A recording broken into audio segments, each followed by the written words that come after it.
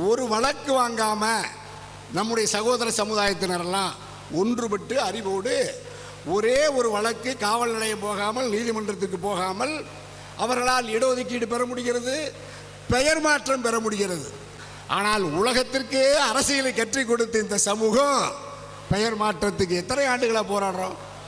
நம்முடைய சமுதாய இயக்கமாக அடையாளம் காணப்பட்ட அண்ணா திராவிட முன்னேற்ற கழகத்தில் புரட்சி தலைவி அம்மா அவர்களாலேயே ஏற்றுக்கொள்ளப்பட்டது தேவர் பெயர் மாற்ற ஆணை. ஏன் தாமதமாகுது தெரியல.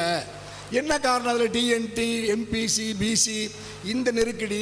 அதுக்கு நம்ம வழக்கறிஞரையா சொல்லிட்டார், தினேஷ் தம்பி சொன்னாங்க, நம்ம முரளி எல்லாம் சொல்கிறாங்க, அதெல்லாம் பரவாயில்ல, நீங்கள் அதில் சப்காஸ்ட், அதில் துணை, இதில் நீங்கள் அடையாளப்படுத்துங்க, அதில் தீர்வு சொல்கிறாங்க.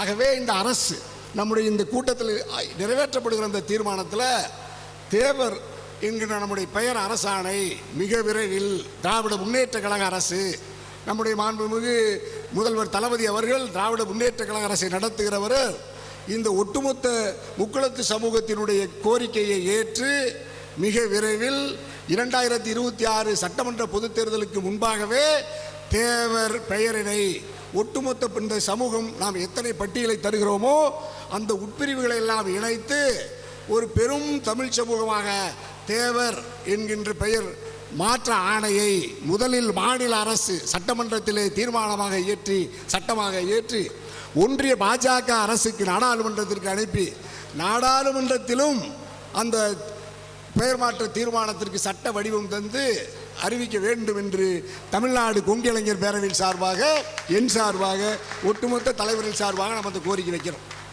ஏன்னா தமிழ்நாட்டில் நம்முடைய சகோதர சமூகங்களுக்கெல்லாம் அந்த கோரிக்கையை ஏற்றுக்கொண்டு மாநிலத்தை ஆண்ட எடப்பாடி அரசும் மத்தியில் ஆண்ட பாஜக மோடி அமித்ஷா அரசும் உடனடியாக அதை 24 மணி நேரத்தில் செய்து தந்துட்டாங்க. ஆனால் நம்ம நீண்ட காலமாக கோரிக்கை வைக்கிறோம், நமக்கு இந்த கோரிக்கைக்கு 2 அரசாங்கமே செவி மறுக்கிறது. ஆகவே இந்த நிலையை மாற்றுவதற்கு எது தேவை? நம்மிடத்தில் ஒற்றுமை தேவை. ஆகவே இந்த ஒற்றுமையை பயன்படுத்தி நாம் ஒன்றுபட்டு இந்த கோரிக்கையில் நம்ம முன்னெடுக்கணும்.